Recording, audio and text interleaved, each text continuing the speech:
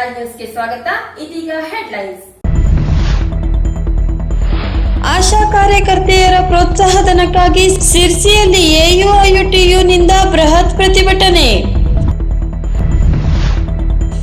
ಸಿರ್ಸಿಯಲ್ಲಿ ಚುರುಕುಗೊಂಡ ಗೂಡಂಗಡಿ ತೆರವು ಕಾರ್ಯಾಚರಣೆ.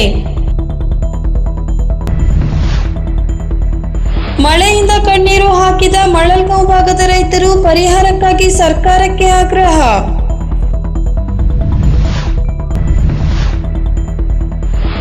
ನೂರಾರು ಭಕ್ತರು ಪಾಲ್ಗೊಳ್ಳುವಿಕೆಯಲ್ಲಿ ಮಹಾಗಣಪತಿ ದೇವಸ್ಥಾನದಲ್ಲಿ ನಡೆದ ಅಥರ್ವ ಶೀರ್ಷ ಹವನ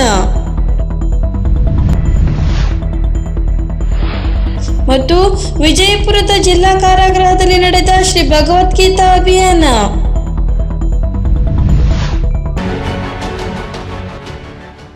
ಆಶಾ ಕಾರ್ಯಕರ್ತೆಯರಿಗೆ ಬಜೆಟ್ನಲ್ಲಿ ಪ್ರೋತ್ಸಾಹಧನ ಘೋಷಣೆ ಮಾಡದಿದ್ದರೆ ಜನವರಿ 7ರಂದು ಮುಖ್ಯಮಂತ್ರಿ ಮನೆಗೆ ಮುತ್ತಿಗೆ ಹಾಕಲಾಗುವುದು ಎಂದು ಎಯುಐಟಿಯುಸಿ ರಾಜ್ಯ ಉಪಾಧ್ಯಕ್ಷ ಗಂಗಾಧರ್ ಬಡಿಗರ್ ಹೇಳಿದರು. ಅವರು ಸಿರಿಸಿಯ ಎಸಿ ಕಚೇರಿ ಎದುರು ಆಶಾ ಕಾರ್ಯಕರ್ತರು ನಡೆಸಿದ ಪ್ರತಿಭಟನಾ ಮೆರವಣಿಗೆಯ ನೇತೃತ್ವ ವಹಿಸಿ ಮಾತನಾಡಿದರು.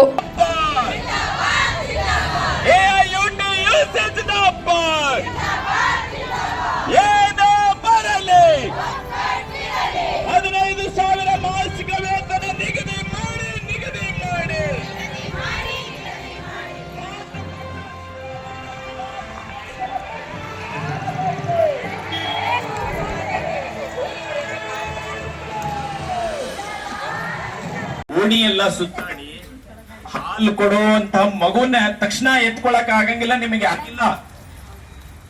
ಆದ್ರೆ ನೀವು ಹೊರಗಡೆ ಎಲ್ಲದನ್ನು ಸಹಿತ ಕೆಲವರು ಕಡೆಗೆ ಹೋದ್ರೇನೆ ಇಲ್ಲ, ನೀನೇ ಕರೋನಾ ಅಂಟಿಸ್ಬೇಕೆ ಅಂತ ಹೇಳಿ ನಿಮ್ಮ ಮೇಲೆ ಹಲ್ಲೆ ಮಾಡಿದ ಘಟನೆಗಳನ್ನು ನೀವು ಅನುಭವಿಸಿದಿರಿ, ಹೌದಲ್ವಾ? ಸರ್ಕಾರ ಏನು ನೋಡ್ಲಿಲ್ಲ. ಆಗಿರುವಂತ ಸರ್ಕಾರ, ಈಗಿರುವಂತ ಸರ್ಕಾರ ಎಲ್ಲ ಬರೀ ಮಾತಿನ ಪುಗಳೆ.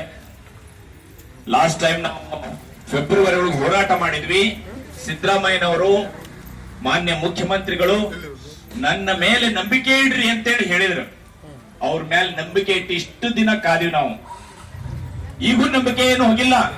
ನಾವೇನು ಹೇಳ್ತಾ ಇದೀವಿ, ಬೆಳಗಾವಿ ಅಧಿವೇಶನದಲ್ಲಿ ಘೋಷಣೆ ಮಾಡಿ ಆಶಾಗಳಿಗೆ 15,000 ಅಂತೇಳಿ ನೀವು ಮಾತನ್ನ ನಡೆಸ್ಕೊಳ್ರಿ.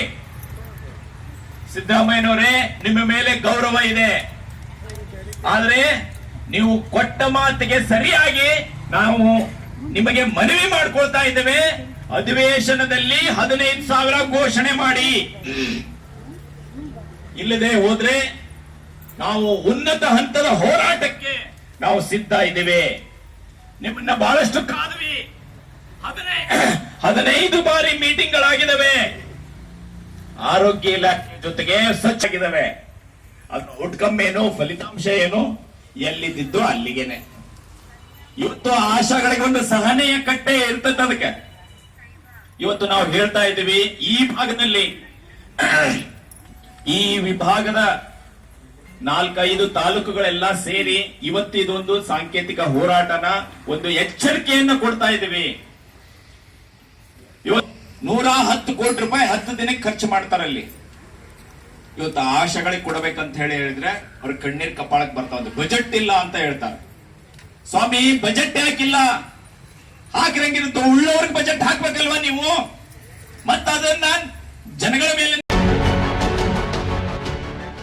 ಸಿರಿಸಿಯಲ್ಲಿ ಬೀದಿ ಅಂಗಡಿಗಳನ್ನು ಒಕ್ಕಲೆಬ್ಬಿಸುವ ಕಾರ್ಯಾಚರಣೆ ಚುರುಕಾಗಿದ್ದು, ಜೀವನೋಪಾಯಕ್ಕೆ ಬೇರೆ ದಾರಿ ಕಾಣದ ಬಡ ವ್ಯಾಪಾರಿಗಳು ಮತ್ತೆ ಗೂಡಂಗಡಿಗಳನ್ನು ಹಚ್ಚಿ ವ್ಯಾಪಾರ ಮಾಡುತ್ತಿರುವುದು ಕಂಡು ಬರತೊಡಗಿದೆ.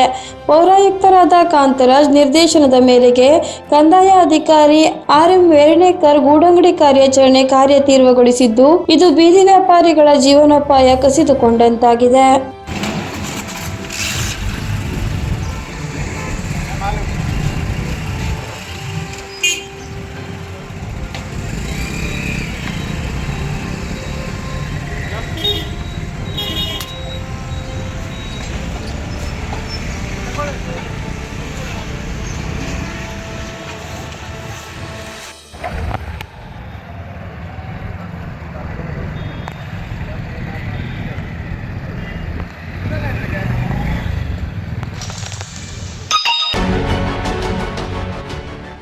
ಈ ದೃಶ್ಯ ಕಂಡು ಬರುತ್ತಿರುವುದು ಸಿರ್ಸಿ ತಾಲೂಕಿನ ಮಳಲ್ಗಾಂವ್ನಲ್ಲಿ.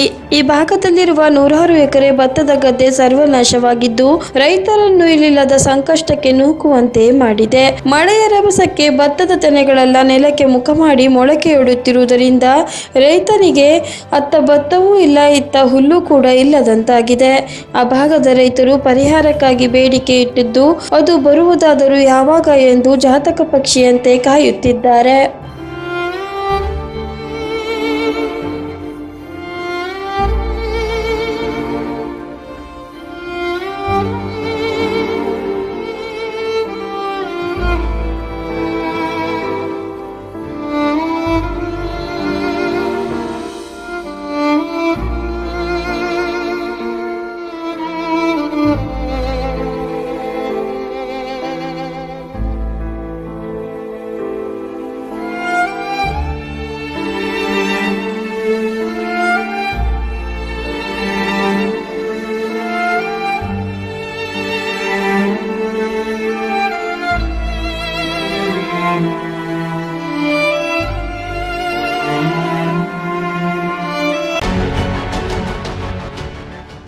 ಸಿರಿಸಿಯ ದೊಡ್ಡ ಗಣಪತಿ ದೇವಸ್ಥಾನದಲ್ಲಿ ಶ್ರೀ ಮಹಾಗಣಪತಿ ಶ್ರೀ ಶಂಕರ ದೇವಾಲಯ ವಾರ್ಷಿಕ ರುದ್ರಾಭಿಷೇಕ ಬುಧವಾರ ನಡೆದರೆ ಇಂದು ಅಥರ್ವ ಶೀರ್ಷ ಹವನ ನಡೆಸಲಾಯಿತು. ಈ ಧಾರ್ಮಿಕ ಕಾರ್ಯಕ್ರಮದಲ್ಲಿ ಮಹಾಗಣಪತಿಯ 100 ಭಕ್ತರು ಹೋಮಯಾಗಾದಿಗಳಲ್ಲಿ ಪಾಲ್ಗೊಂಡು ಪ್ರಸಾದ ಸ್ವೀಕರಿಸಿದರು. ಪೂಜಾ ಕಾರ್ಯಕ್ರಮದಲ್ಲಿ ಕಲಾವಿದೆ ಶ್ರೀಮತಿ ಶಾರದಾ ಕಳಸಣ್ಣನವರು ಹಾಕಿದ ಬೃಹತ್ ಗಾತ್ರದ ರಂಗೋಲಿ ನೋಡುಗರ ಗಮನ ಸೆಳೆಯಿತು.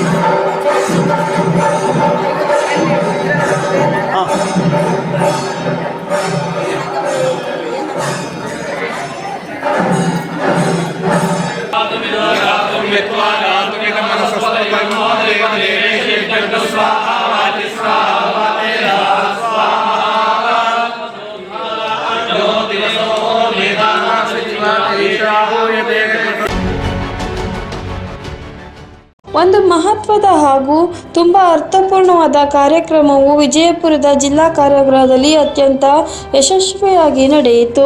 ಸುಮಾರು 100ಕ್ಕೂ ಹೆಚ್ಚು ಜೈಲಿನ ನಿವಾಸಿಗಳಿಗೆ ಭಗವದ್ಗೀತೆಯ 9ನೇ ಅಧ್ಯಾಯದ ಶ್ಲೋಕಗಳನ್ನು 1 ವಾರಗಳ ಕಾಲ ಹೇಳಿಕೊಡಲಾಯಿತು. ಇಲ್ಲಿಗೆ ಸ್ವತಃ ಭಗವದ್ಗೀತಾ ಅಭಿಯಾನದ ನೇತೃತ್ವ ವಹಿಸಿದ ಸ್ವರ್ಣವಲ್ಲಿ ಶ್ರೀ ಮಗಜಗದ್ಗುರು ಶಂಕರಾಚಾರ್ಯ ಶ್ರೀ ಗಂಗಾಧರೇಂದ್ರ ಸರಸ್ವತಿ ಸ್ವಾಮೀಜಿಗಳು ಕಾರಾಗೃಹಕ್ಕೆ ಭೇಟಿ ನೀಡಿ ಆಶೀರ್ವಚನದ ನುಡಿಗಳನ್ನು ಆಡಿದರು.